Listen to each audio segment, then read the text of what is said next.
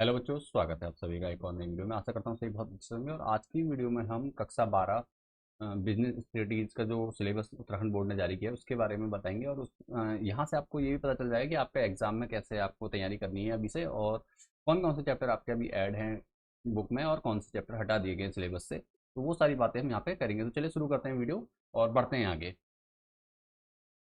ठीक है। तो जो टोटल मार्क्स है, 80 मार्क्स का टोटल थ्योरी का पेपर रहता है आपका। सैद्धांतिक 20 मार्क्स प्रैक्टिकल के रहते हैं। टोटल मिला के 100 मार्क्स का रहता है। समय 3 घंटे का रहता है आपका। ठीक है।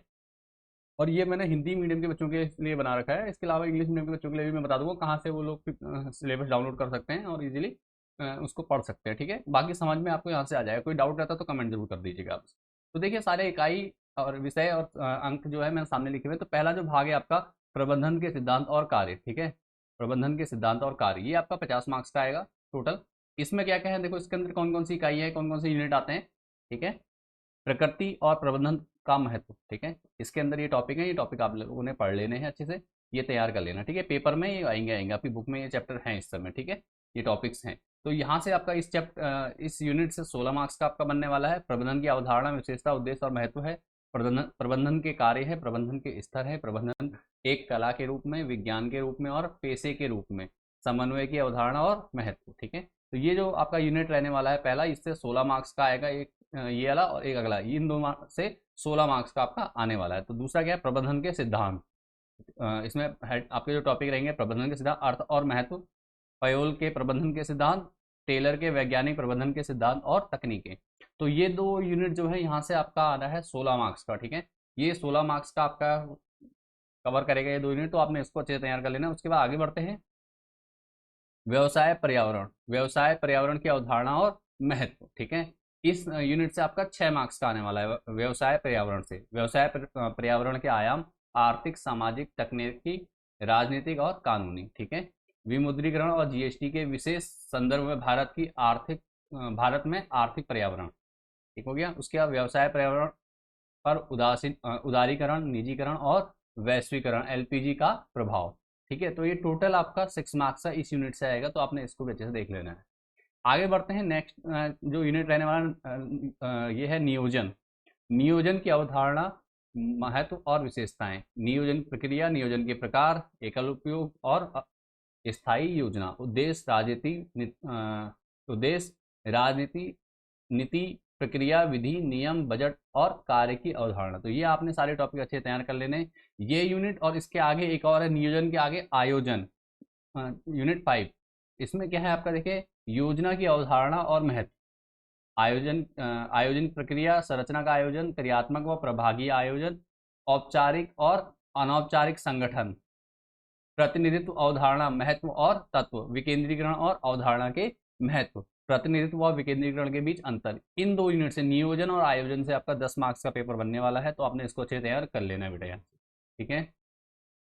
तो अब इसके बाद देखिए, स्टाफिंग, स्टाफिंग की अवधारणा और महत्व। ठीक है। तो स्टाफिंग क्या है, स्टाफिंग के बारे में अवधारणा और उसके महत्व। एक चैप्टर, एक यूनिट ये है और एक है निर्देशन। इन दो यूनिट से आपका आएगा। तो स्टाफिंग की अवधारणा और महत्व, एक मानव संसाधन कार्य के रूप में शिफ्टिंग, स्टाफिंग, स्टाफिंग प्रक्रिया, भर्ती, अर्थ और स्रोत, चयन, अर्थ और प्रक्रिया, प्रशिक्षण और विकास, अर्थ, महत्व और तरीके, ऑन द जॉब और ऑफ द जॉब, प्रशिक्षुता, प्रशिक्षण, इंटर्नशिप और प्रशिक्षण।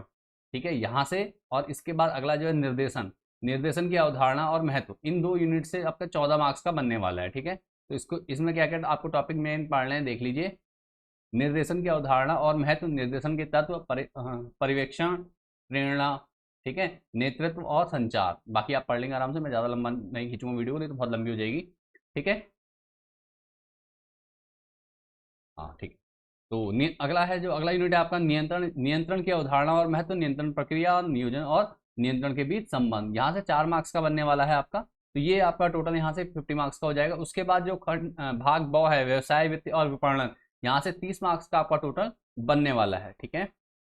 तो देख लेते हैं इसके बाद व्यवसायिक वित्त, व्यवसायिक वित्त की अवधारणा, क्षेत्र और उद्देश्य। 15 मार्क्स का रहने वाला है ये यूनिट।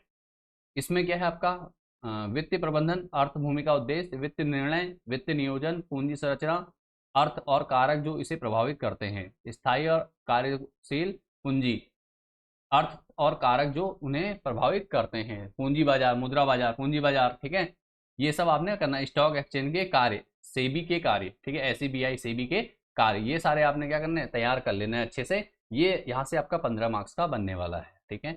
अगला है यूनिट 10 विपणन प्रबंधन, विपणन की अवधारणा, कार्य और दर्शन।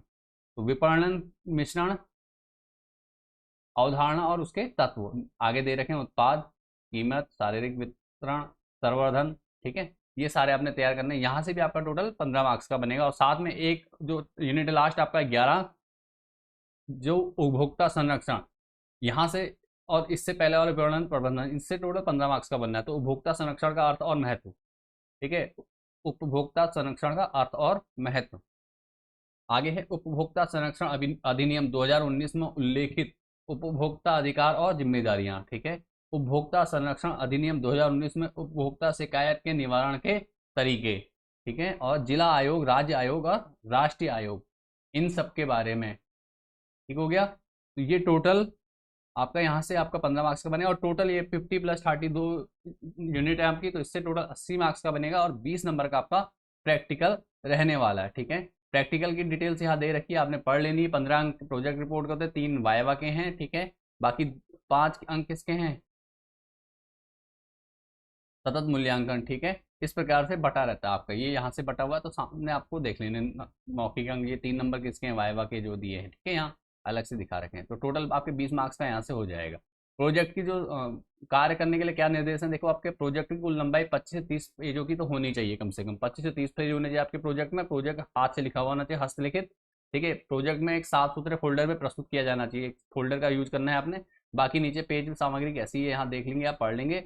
मूल्यांकन होने पर रिपोर्ट को केंद्र के पंच किया जाना चाहिए, केंद्र में पंच किया जाना है, ताकि रिपोर्ट का पुनः उपयोग ना किया जा सके, लेकिन केवल संदर्भ के लिए उपलब्ध हो, ठीक है। मूल्यांकन के बाद प्रोजेक्ट वापस कर दिया जाएगा, स्कूल सबसे अच्छे प्रोजेक्ट रख सकता है, ठीक है। तो ये आपके नियम दे रखे हैं प्रोजेक्ट के। तो उम्मीद करता हूँ यहाँ तक आपको सबको समझ में आ गया होगा।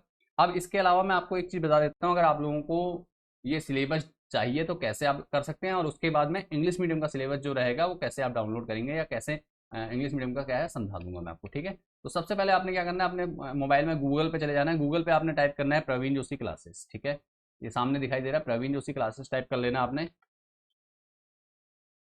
चैनल का नाम है आपके, ठीक है। बस इतना करना है, आपने एंटर कर देना। जैसे आप करेंगे तो पहला पेज अपना ओपन हो जाएगा इस प्रकार, इस प्रवीण जोशी क्लासेस आ जाएगा, ठीक है। इस पर आपने क्लिक कर देना है। जैसे आप क्लिक करेंगे तो आपके सामने आपकी स्क्रीन पर इस प्रकार से हमारी वेबसाइट ओपन हो जाएगी, ठीक है, Praveen Joshi classes website open हो। तो यहाँ आपको सारी चीज़ें आपको मिल जानी है, देखिए होम मेन्यू बार में चले जाएंगे, बुक और एनसीईआरटी सॉल्यूशन, सिलेबस चाहिए अभी आपको तो सिलेबस मिल जाएगा, प्रीवियस ईयर क्वेश्चन मिल जाएंगे और टॉप 30 क्वेश्चन मिल जाएंगे। इसके अलावा बहुत कुछ और भी दिया गया है, सब नीचे आपको मिल जाता है डिटेल में। तो अभी हम ज़्यादा डिस्कस नहीं करेंगे, सीधे सिलेबस में चलते हैं। सिलेबस में क्लिक करेंगे तो यहाँ पे आपके सामने एक पेज ओपन हो जाएगा। आप किसी भी क्लास से हैं, क्लास 9 से, 10 से, 11, 12, किसी भी क्लास से हैं, आपने अपनी क्लास चुन लेनी। जैसे भी 12th के क्लास का है तो यहाँ 12 पे क्लिक कर लीजिए, और यहाँ से आपने थोड़ा सा स्क्रॉल करना है नीचे,